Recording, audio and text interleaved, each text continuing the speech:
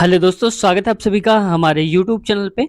उम्मीद है आप सब बहुत अच्छे होंगे और आपकी तैयारी चल रही होगी अच्छी खासी। तो दोस्तों, जैसे कि आप सब जानते हैं कि एएलपी की वैकेंसी अच्छी खासी बढ़ गई है। तो जानते हैं कि 18,000 के आसपास हो गई है और इसी क्रम में टेक्नीशियन की भी वैकेंसी बढ़ने के पूरे चांसेस हैं। तो आपके लिए बहुत बड़ी खुशखबरी है कि आपका जो कॉम्पिटिशन है वो लगभग आधा हो गया है। आप ये मान के चलिए, बल्कि आधा से भी कम ये मान के चलिए कॉम्पिटिशन हो गया है, क्योंकि इसमें से वही बच्चे फाइट कर रहे हैं जिन्होंने पहले फॉर्म डाला हुआ था, क्योंकि अब तो डेट बढ़ेगी नहीं फॉर्म डालने की, ना कोई चांस मिलेगा नए लोगों को। तो आप उतने ही लोग रहेंगे, लेकिन कंपटीशन आपके बीच में कम हो गया है वैकेंसी बढ़ने की वजह से। तो आप अपनी तैयारी बहुत जोर से शुरू कर दीजिए और ठीक ठाक लेवल की तैयारी आप शुरू कर दीजिए, ताकि इस बार सिलेक्शन आपको लेना ही लेना है। तो दोस्तों, इसी क्रम में प्रीवियस ईयर पेपर हम लेकर के आए हैं, ताकि आपकी तैयारी बेहतर हो सके और आपको आइडिया लग सके कि कौन कौन से टाइप के क्वेश्चंस पिछली बार पूछे गए थे, जो कि इस बार पूछे जाने के चांसेस हैं, और आपको ओवरऑल ये पता चल जाएगा। तो आपकी तैयारी और भी बूस्ट हो पाएगी। तो ठीक वैसे ही एएलपी और टेक्नीशियन का अलग अलग पेपर मत समझिए, एक ही पेपर है, ठीक है। लेकिन इस बार टेक्नीशियन एएलपी का अलग अलग कर दिया है, तो सारे क्वेश्चन सेम होते हैं, बस ट्रेड वाले कुछ क्वेश्चन जो थोड़ा सा अलग हो जाते हैं, बाकी सारे सेम रहते हैं। तो चाहे आप एएलपी की तैयारी कर रहे हो या टेक्नीशियन की, दोनों के लिए आज की वीडियो होने वाली है। तो दोस्तों, मेरा नाम है कपूर यादव। शुरू करते हैं आज की इस वीडियो को, लेकिन इससे पहले आप लोगों से रिक्वेस्ट रहता है कि अगर चैनल को सब्सक्राइब नहीं किया है तो सब्सक्राइब कर लीजिए और बेल आइकन दबाकर हमारे चैनल से जुड़ जाइए। और इससे इस चैनल पे आपको हमेशा देखने को मिलेगा कि रेलवे संबंधित कोई भी पिछला पेपर हो, चाहे एनटीपीसी हो, ग्रुप डी, एलपी टेक्नीशियन, सारे के सारे आपको प्रीवियस ईयर यहाँ पर देखने को मिलेंगे। शुरुआत करते हैं आज की इस वीडियो की। पहला क्वेश्चन है आज का रीजनिंग का, और फिगर से शुरुआत कर देते हैं। तो देखो यहाँ पर कह रहा है, दिए गए विकल्पों में से निम्न चित्र के घुमाए गए रूप का चयन करें। मतलब इस चित्र को घुमाना है और बताना है इनमें से कौन सा मिल रहा है। तो अगर देखो पहले वाले को हम ध्यान से देखोगे तो ये इधर की तरफ मुड़ रहा है, लेकिन थोड़ा सा आप ध्यान दो जरा सा कि देखो इसके अंदर ये लाइन यहाँ तक गई है, यहाँ तक, जबकि इसमें यहाँ तक नहीं गई है, तो ये कट गया। अब इसमें से देखो यहाँ पर तो ठीक है, लेकिन इसके बाद अगर ध्यान से देखोगे तो यहाँ पर पॉइंट लगा हुआ है, जबकि यहाँ पर पॉइंट नहीं लगा, तो ये और ये दोनों ही कट हो गए। अब देखो ये तो ट्रायंगल शेप पे है ना, यहाँ पर कोई ट्रायंगल शेप नहीं, इस वजह से ये भी चला गया। बचा हमारे पास ऑप्शन नंबर सी, आप इसको आसानी से मैच कर सकते हैं। देखो यही आ रहा होगा हमारा आंसर, ये वाला, ठीक है, डी वाला। तो यहाँ पर देख लो, राइट आंसर हो जाएगा option number D. Next question देखो, अगला क्वेश्चन है देखो फिजिक्स का, और इस पे कहा जा रहा है प्रतिरोध की एसआई इकाई क्या है। यानी कि प्रतिरोध का मात्रक होता है ओम के नाम से जानते हैं, इसको हम लगभग ऐसे करते हैं। अगला क्वेश्चन, लेकिन इससे पहले दोस्तों आपको बताना है कि न्यूटन किसका मात्रक होता है। अगर आपको पता है कि न्यूटन किसका मात्रक है तो एक बार जरूर बताइए, देखते हैं कितने लोगों का जवाब आता है। अगला क्वेश्चन देखो, नेक्स्ट क्वेश्चन है, और इस क्वेश्चन पे कहा जा रहा है नकारात्मक त्वरण यानी कि नेगेटिव जो एक्सीलरेशन होता है, निम्न में से किसकी किसकी दिशा के विपरीत होता है। तो वेग हमेशा जो होता है, जो हमेशा त्वरण होता है, वेग के विपरीत होता है। अगर मान लो वेग हमारा -5 आ रहा है, ठीक है, तो समझ जाओ कि जो त्वरण है वो निगेटिव आ रहा है। और निगेटिव क्यों आ रहा है? क्योंकि ये इसके विपरीत चल रहा है, ठीक है। ये मान लो कि अगर निगेटिव में आंसर कोई भी आ रहा है तो समझ जाओ कि नकारात्मक है और वो वेग के उल्टा है। अगला क्वेश्चन देखो, नेक्स्ट क्वेश्चन, ये तो बहुत ही बार पूछा गया है, रिपीटेड क्वेश्चन है, रिपीटेड नहीं बल्कि मोस्ट रिपीटेड क्वेश्चन कह सकते हो इसको। देखो यहाँ पर कह रहा है 1 किलोवाट कितना होता है। 1 किलोवाट घंटे के बराबर होता है 3.6 गुणे 10 की पावर 6 होता है। ये हमेशा याद रखना, क्योंकि कंफ्यूजिंग ऑप्शन दिए जाते हैं। देखो कितना कंफ्यूजिंग ऑप्शन दिए गए थे, सिर्फ पावर चेंज की गई थी, और यहाँ पर भी प्लस और माइनस। तो बहुत बहुत सारे लोग कंफ्यूजन हो जाता है कि ये ना लगा के वो ये वाला लगा देते हैं, ठीक है। तो हमेशा याद रखना कि पावर प्लस में होती है, वो भी प्लस का 6 होती है। ऑप्शन ये हो जाएगा। अगला अगला क्वेश्चन है, ऑक्टेक्स वर्गीकरण के न्यूलैंड्स लॉ यानी कि न्यूलैंड जो नियम दिया था, निम्नलिखित में से कौन सा अंतिम तत्व है। तो ऑक्टेन का जो नियम दिया था न्यूलैंड ने, ये क्वेश्चन पूछा जा चुका है कि ऑक्टेन का नियम किसने दिया था, तो न्यूलैंड से, यहाँ से याद रखना। अब उसमें से अंतिम तत्व कौन था, तो ये था थोरियम, ठीक है। और इसकी जो संख्या थी वो 56 नंबर थी, या 56, माफ कीजिएगा, यहाँ पर कुल तत्व थे वो 56 थे और अंतिम यही था। तो ठीक है, थोरियम का 56 ही हो जाएगा। 56 तत्व थे। न्यूलैंड ने जो नियम दिया था अपने ऑक्टेन के सिद्धांत से, और जो उन्होंने पीरियडिक टेबल बनाई थी, उसके हिसाब से 56 तत्व थे। अगला नेक्स्ट, पानी को ब्लीचिंग पाउडर में मिलाने पर कौन सी गैस निकलती है? यानी कि ब्लीचिंग पाउडर पानी में मिलाते हैं तो क्या निकलेगा? तो क्लोरीन गैस हमेशा निकलती है। और क्लोरीन जानते हैं वो क्लोरीन होता है, इसका एटॉमिक नंबर होता है 17। ठीक है, अब आपको बताना है किस समूह में आता है ये। अगला क्वेश्चन की तरफ आते हैं। नेक्स्ट क्वेश्चन देखो, इसमें कहा जा रहा है निम्नलिखित में से कौन सा सही है। अब देखो सही मतलब क्या है कि ऐसे देख रखा होता है, तो हमें सबसे पहले ये करना है कि इनके अगर हम नीचे वाले जो हैं ये बराबर कर लें तो काम बन जाएगा। तो देखो यहाँ पर दिया है 6 और यहाँ पर दिया है 12, तो इससे डबल हो रहा है। मान लो कि यहाँ पर दिया है 29, यहाँ पर दिया है 6 और यहाँ 43 दिया है और यहाँ पर दिया है 12। अभी हम कोई साइन नहीं लगा रहे हैं। अब देखो यहाँ 12 है तो यहाँ भी हम 12 कर लेते हैं। तो गुणे अगर हम 2 कराएंगे तो ऊपर भी हमें गुणे 2 कराना पड़ेगा। तो हो जाएगा 2 नाम 18, 2 दूनी 4, 1 5 और यहाँ पर 2 छक्के 12। यहाँ आ जाएगा 43 और बटे में 12। आप देख लो कि नीचे वाले सेम है तो इनको हटा दो। अब बताओ 58 बड़ा है कि 43? तो आप कहेंगे 58 बड़ा है। 58 का मतलब क्या था? 29/6। तो 29/6 वाली वैल्यू बड़ी है। तो यहाँ देखो जो वैल्यू बड़ी होती है उसकी तरफ ये मुंह खुला होता है। तो ऑप्शन नंबर पहला ही हमारा सही उत्तर हो जाएगा। तो जब भी कोई ऐसा क्वेश्चन आए तो आपको ध्यान रखना है कि आप हमेशा नीचे वाले जो हर होते हैं उनको बराबर कर लिया करें। इससे क्या होगा कि नीचे वाले जैसे ही हर बराबर कर लेंगे तो सिर्फ ऊपर वाले नंबर बचेंगे हमारे पास, और ऊपर वाला जो बड़ा होगा वही संख्या पड़ी भी है। ठीक है, अगला क्वेश्चन।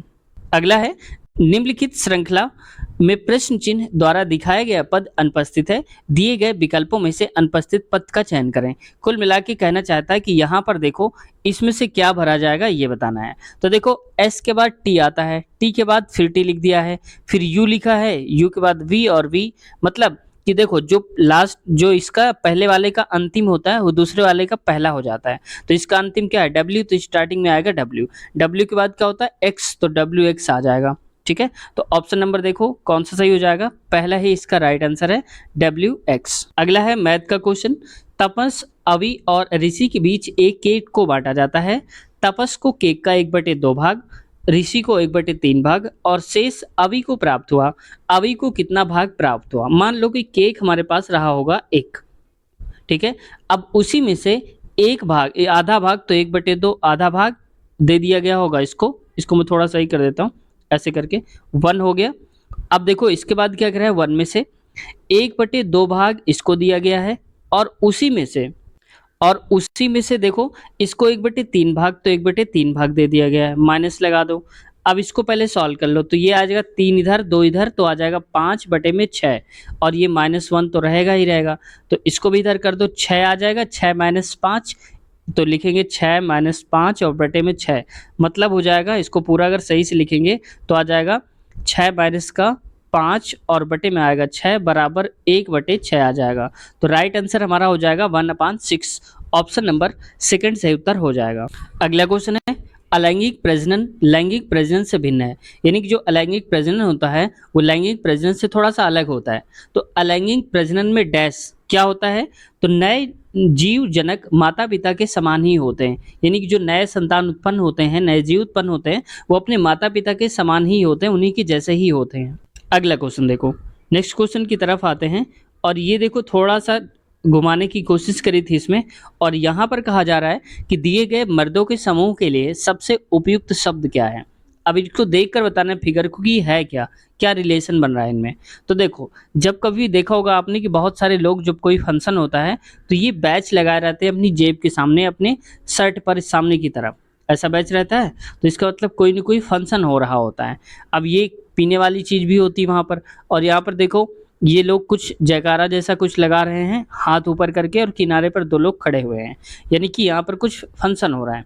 तो इसका मतलब हो जाएगा यहाँ पर पुस्तकों से संबंध नहीं है, इसका शादी संबंध नहीं है, और उत्सव से संबंध है। तो यहाँ पर हो जाएगा उत्सव। ठीक है, अगला क्वेश्चन देखते हैं। नेक्स्ट अगला क्वेश्चन देखो, सर्च लाइट का परावर्तक कौन सा है? तो ये अवतल दर्पण होता है। तो सर्च लाइट में यूज करा जाता है वो अवतल दर्पण का यूज करते हैं। तो कनकेव मिरर, ठीक है, कंफ्यूज नहीं होता, एक होता है कनकेव, एक होता है कन्वेक्स। तो उत्तल बोलते हैं कन्वेक्स को और कनकेव बोलते हैं अवतल को। लेकिन मिरर में इसका केस उल्टा हो जाता है, उत्तल को हम कनकेव बोल देते हैं और इसको कन्वेक्स बोल देते हैं। कब?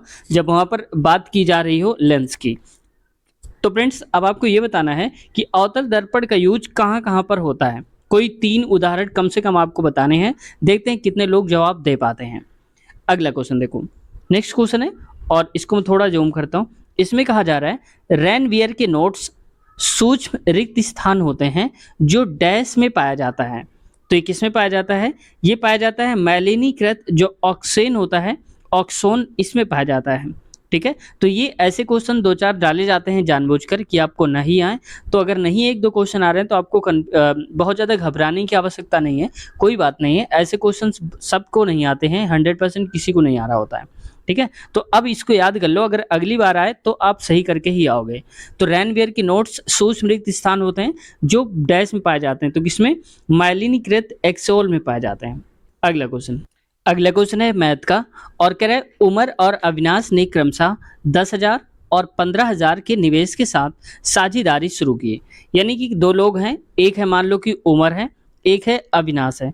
इन्होंने साझेदारी शुरू करी तो कितना कितना पैसा लगाया? 10,000 और 15,000। तो मैं इसको डायरेक्ट लिख देता हूँ 10 और 15। 10 15 क्यों लिखूंगा?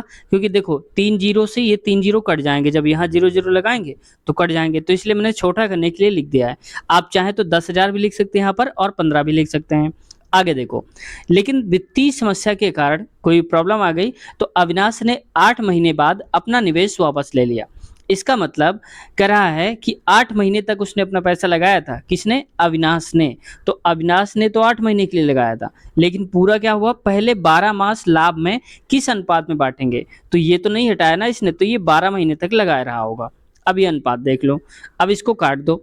4 दूनी 8 होता है, 4 तीन 12 होता है और 5 तीन 15 होगा और 5 दूनी 10 हो जाएगा। ठीक है, तो इसको यहाँ पर गुणा आएगा, यहाँ पर भी गुणा कर लो, तो 3 दूनी 6 अनुपात 6 आएगा। तो देखो इसको काट दो तो 1 1 आ जाएगा, तो 1:1 आ जाएगा। तो सही उत्तर हमारा हो जाएगा ये ऑप्शन नंबर दूसरा, मतलब आधा आधा पैसा लेंगे दोनों ही साल के अंत में। ठीक है, अब आप कहेंगे इसने तो पैसे 8 महीने में निकाल लिया, इसको कम पैसा क्यों? तो देखो इसने ज़्यादा पैसा लगाया भी तो था, 15,000 लगाए थे, इसने 10,000 लगाए थे, तो ऐसा भी है। अगला क्वेश्चन देखो, निम्नलिखित में से किस अवक्रिया द्वारा उच्च प्रतिक्रिया वाली धातुओं का निष्कासन होता है? तो कौन सी अभिक्रिया कहलाती है? तो उच्च धातुएं जो होती हैं उसके लिए जो प्रक्रिया होती है ये इलेक्ट्रोलिसिस के काम करती है। ऑप्शन नंबर तीसरा। ठीक है, इलेक्ट्रोलिसिस का उपयोग हम तभी करते हैं जब कोई हाई लेवल की यानी कि उच्च प्रतिक्रिया, जो हाई रिएक्टिविटी होती है, हाई रिएक्टिव मेटल्स होते हैं, उनके लिए इनका यूज किया जाता है। अगला क्वेश्चन देखो, नेक्स्ट क्वेश्चन में, और ये रीजनिंग का क्वेश्चन है और इस पे कहा जा रहा है उस विकल्प का चयन करें जो तीसरे चित्र से उसी प्रकार संबंधित है जिस तरह है दूसरा चित्र। देखो कुल मिला के कह रहा है कि देखो ये लिखा है, इसको यहाँ पर लिख दिया गया है। तो देखो इसमें क्या है कि ये आवाज साउंड है, जैसे ऐसे ऐसे दिखा है ना, तो इसका मतलब ये साउंड है। ये कुछ घंटी बजा रहे हैं, तो ये घंटी बजाई जाती है हाथ से। तो ये बताओ यहाँ पर जो मुकुट है ये कहाँ पर लगाया जाता है? तो आप कहेंगे सर में लगाया जाता है। तो बस देख लो यहाँ पर, तो ये लिखा हुआ है सर, सही उत्तर इसका हो जाएगा सर। अब देखो आप कहेंगे कि सर तो तीसरे वाले में भी बना है, तो ये सर नहीं बना हुआ है, ये एरो बना है। देखो ये गर्दन की तरफ इशारा कर रहा है कि हमें गर्दन, तो गर्दन में थोड़ी ना मुकुट पहनेंगे, ये तो सर पे पहनते हैं। तो राइट आंसर हमारा हो जाएगा चौथा वाला, सर हो जाएगा। अगला क्वेश्चन देखो, इस पे कहा जा रहा है 2 अंकों की वह संख्या ज्ञात कीजिए जो इसके अंकों के गुणनफल की 3 गुना हो। अब अंकों का गुणनफल देखो ये लिखा है 12, तो 12 में 1 और 2 आ रहे हैं, दोनों का गुणा करा दो, तो 2 1 कम 2 हो जाएगा। हमें बताना है यहाँ पर 3 गुना होना चाहिए था, तो ये 3 गुना नहीं है, 6 गुना होगा तब 12 पहुंचेगा। आगे देखो 48 है, 48 में 4 गुणे 8 मतलब 32 आ रहा है, तो 32 48 का 3 गुना नहीं होता है, तो ये हट गया, ये हट गया। अगला 24, 24 में लिखेंगे 2 गुणे 4, क्योंकि 2 4 है और 4 दूनी होता है 8। और देख लो 8 का कितने गुना 24 है, तो 8 त्रिक 24 होता है 3 गुना, और हमें 3 गुना ही बताना था, तो राइट आंसर हो जाएगा ये। अब लास्ट वाला भी चेक कर लेते हैं, 36 लिखा है, और 36 को देखो क्या लिखोगे, 36 को कहोगे 3 गुणे 6, तो 6 त्रिक हो जाएगा क्या 18। तो यहाँ पर 2 गुना हो रहा है, 18 दूनी 36 होता है, तो ये 2 गुना है, चाहिए हमको तिगुना, तो ऑप्शन नंबर तीसरा सही उत्तर हो जाएगा। अगला है किस संविधिक कानून के माध्यम से भारत और पाकिस्तान 2 स्वतंत्र राष्ट्रों में विभाजित हो गए थे? यानी कि किस कानून के तहत भारत और पाकिस्तान अलग अलग हो गए थे? तो ये था जो कानून हमारा था, भारतीय स्वतंत्रता अधिनियम 1947। तो ऑप्शन नंबर चौथा राइट आंसर हो जाएगा। नेक्स्ट क्वेश्चन देखो। अच्छा, आपको ये बताना है कि 1947 में जो हमें आज़ादी मिली थी, कहते हैं हम, अलग हुआ था, तो उसमें से बताना है कि जो प्रधानमंत्री थे उस वक़्त, पहले प्रधानमंत्री हमारे देश के कौन बनाए गए थे? और साथ ही साथ ये बताना है कितने वर्ष के लिए बनाए गए थे, ठीक है? फिर आगे बढ़ते हैं। अगला क्वेश्चन देखो। इस पे कहा जा रहा है क्वेश्चन में, दिए गए कथन को सही मानिए और निर्णय लीजिए कि कौन सा निष्कर्ष कथन से दी गई जानकारियों का तार्किक रूप से अनुसरण करता है या करते हैं। तो सबसे पहले देखो, जब भी ऐसे क्वेश्चन आए कभी कथन निष्कर्ष वाले, तो आप हमेशा कथन को ध्यान दिया करिए, वही सब कुछ हमारे लिए होता है। रियल लाइफ में भले ही वो गलत हो, लेकिन हमें कथन को ही देख के चलना है। देखो, कह रहा है महानगरों की जनसंख्या अत्यधिक बढ़ रही है, जिससे रहने लायक स्थान की कमी तथा लोगों के जीवन स्तर में गिरावट आ रही है। ये कथन कह रहा है, ठीक है? मतलब वहाँ के लोग बढ़ रहे हैं, इस वजह से दिक्कतें आ रही हैं। अब निष्कर्ष क्या निकाल सकते हैं? सरकार को शहर विकास की पुनर्योजना बनानी चाहिए, ठीक है? तो यहाँ पर देखो ये बात सही है, क्योंकि सरकार को इस पर कदम उठाया जाए कि वो सही तरीके से उनका प्रॉपर करे। जो भी यहाँ पर रहने की कमी हो रही है, तो उसके अलावा कुछ और कर सकते हैं, फ्लैट्स बनाए जा सकते हैं, और लोगों के स्तर में जो गिरावट आ रही है उसको सुधारा जा सकता है कुछ हद तक, ठीक है? तो पुनर्योजना बनाई जानी चाहिए विकास के लिए कि हम कैसे-कैसे क्या सुधार कर सकते हैं, ठीक है? दूसरा कह रहा है सरकार को अवैध इमारतों को गिरा देना चाहिए और लोगों के लिए छोटे मकान बनाने चाहिए। ऐसा नहीं है भाई, मतलब जिसका बड़ा मकान है उसको गिरा दो और 2 लोगों में बाँट दो थोड़ा-थोड़ा, ऐसा तो हो नहीं सकता ना, क्योंकि किसी की इमारत को ऐसे तो नहीं गिरा सकते हैं। और अवैध इमारत कह रहा है, तो अवैध इमारतों को गिरा करके अगर हम कहेंगे कि शहर का डेवलपमेंट हो सकता है, तो इतना ज़्यादा नहीं हो पाएगा डेवलपमेंट, ठीक है? तो यहाँ पर ऑप्शन नंबर पहला ही सही है, राइट आंसर हमारा पहला हो जाएगा। तो देखो इसमें question number option number second केवल निष्कर्ष फर्स्ट आंसर करता है। अगला क्वेश्चन, किसी दर्पण को जब नीचे दिए गए शब्द के नीचे क्षैतिज रखा जाता है, क्षैतिज का मतलब है कि ऐसे रखा जाता है, ऐसे शीशा और यहाँ पर, तो उसके द्वारा निर्मित छवि दर्पण का चयन कीजिए। छवि दर्पण क्या बन जाएगी, हमें ये बताना है। तो जरा ध्यान से देखो, ये जो कोई भी नंबर होता है, अगर वो इधर की तरफ होता है, ऐसे मान लो एरो है, तो दर्पण रखने पर जस्ट ऐसे हो जाता है, नीचे हो जाता है, ठीक है? ये हमेशा याद रखना। अगर कोई ऐसे है, मान लो ये छवि बनी है, तो हमेशा जब भी ये आएगा तो ये ऐसे हो जाएगा इधर की तरफ। ठीक वैसे ही देखो, अब आते हैं एच में, तो एच तो बदलेगा नहीं, क्योंकि देखो एच होता है तो एच पलट करके भी लिखोगे तो एच ही रहेगा ना, ये इधर आ जाएगा, ये इधर आ जाएगा, ये वही रहेगा, तो एच तो यही रहेगा। ई वाला है, ये ज़रूर थोड़ा-सा चेंज हो जाएगा, ठीक है? लेकिन इतना फ़र्क नहीं आएगा, बस ये है कि इसका ऊपरी हिस्सा ये वाला, ये नीचे चला जाएगा, ऐसे होगा। तो एच ई आएगा पहले, ये तो फिक्स है। तो एच ई देख लो, तो एच ई कितना आसान तरीके से इसको बनाया गया था कि अगर आप पहला ही समझ जाएँगे तो आपको बाकी सारे मैच करने की आवश्यकता नहीं है। बाकी सारे उल्टा लिखे हैं, वाई एच, तो ये ऐसे नहीं चेंज होगा, ये हमेशा नीचे की तरफ चेंज हो जाएँगे, ऐसे-ऐसे गिर जाएँगे। तो ऑप्शन नंबर चौथा हो जाएगा।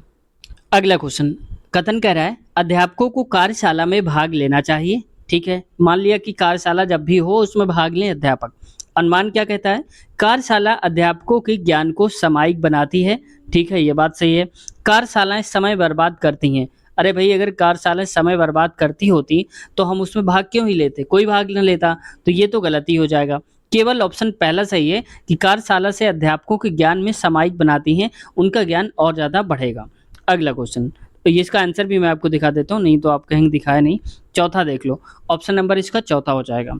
दोस्तों, आप लोग सब्सक्राइब नहीं किया करते हैं और लाइक वीडियो को बिल्कुल भी नहीं करते हैं, तो अगर पसंद आ रही हो तो लाइक ज़रूर कर दिया करिए। देखते हैं अगला क्वेश्चन। देखो नेक्स्ट क्वेश्चन लिखा हुआ है, जब एक परिपथ में कई प्रतिरोध श्रृंखला में जुड़े हुए होते हैं तो करंट का मान कैसा होता है? तो देखो, श्रृंखला का मतलब होता है सीरीज फॉर्म पे ऐसे करके जुड़े होते हैं, तो हमेशा जो श्रृंखला में जुड़े होने पर क्या होता है कि उसकी करंट जो होता है, करंट हमेशा बराबर ही पहुँचता है। ऐसा नहीं, ऐसे मान लो कि पहला बल्ब अगर लगा दिया गया, दूसरा बल्ब, तीसरा बल्ब, ऐसे करके, तो सब में बराबर-बराबर पावर पहुँचेगा, तो ऑप्शन नंबर दूसरा सही उत्तर हो जाएगा। लेकिन यहाँ पर अगर एक बल्ब खराब हो गया तो फिर आगे वाले नहीं जलेंगे, ये भी होता है। तो इसीलिए जब घरों की वायरिंग होती है, ये पूछा गया है क्वेश्चन कि घरों की वायरिंग किस क्रम में होती है? तो आपको बताना है समांतर क्रम में होती है, ये कहना है आपको, ठीक है? तो इसका हो जाएगा दूसरा वाला राइट आंसर। तो आज की वीडियो हम यहीं तक रखते हैं। नेक्स्ट क्वेश्चन हम लेंगे अगले पार्ट में, तो अगले पार्ट की लिंक इसी वीडियो के नीचे आपको मिल जाएगी, वहां से आप एक बार चेक कर लेना। साथ ही साथ अगर आप देखना चाहते हैं गणित की वीडियोस, क्योंकि गणित और साइंस एक महत्वपूर्ण इंपॉर्टेंट भूमिका निभाता है ऐसे क्वेश्चन में, खासकर रेलवे के लिए, तो मैथ भी अगर आप स्ट्रॉन्ग करना चाहते हैं तो मैथ की वीडियोज़ की प्लेलिस्ट आपको इसी चैनल पर मिल जाएगी, आप चेक कर लेना एक बार। वहाँ पर हमने बहुत सारे चैप्टर्स करवा दिए हैं और बाकी आने वाले समय में हम और भी चैप्टर्स करवा रहे हैं, तो एक बार देख लेना। हमने सारे इंपॉर्टेंट क्वेश्चंस करवाए हैं और वो सारे क्वेश्चंस हमने लिए हैं जो किसी न किसी एग्जाम में ऑलरेडी पूछे जा चुके हैं, तो अगर आप उनको देख लेते हैं तो आप अच्छी खासी तैयारी कर पाएंगे, साथ ही साथ मैथ भी। और ये तो हम पेपर करवा ही रहे हैं आप सबके लिए। तो कैसी लगी आज की वीडियो कमेंट सेशन में आप ज़रूर बताइए, और अगर आप कुछ कहना चाहते हैं या कोई सुझाव देना चाहते हैं तो आपके कमेंट्स आमंत्रित हैं, आप अपनी बात कह सकते हैं, आप सबका रिप्लाई देने की हम पूरी कोशिश करेंगे। तो उम्मीद है वीडियो आपको पसंद आई होगी, चैनल को सब्सक्राइब कर लिया होगा, और नहीं किया है तो आपसे रिक्वेस्ट है एक बार फिर से चैनल को सब्सक्राइब कर लीजिए और बेल आइकन दबाकर हमारे चैनल से जुड़ जाइए। मिलते हैं नए वीडियो में नए क्वेश्चंस कंटेंट के साथ, तब तक अपना ख्याल रखिए, टेक केयर, बाय बाय।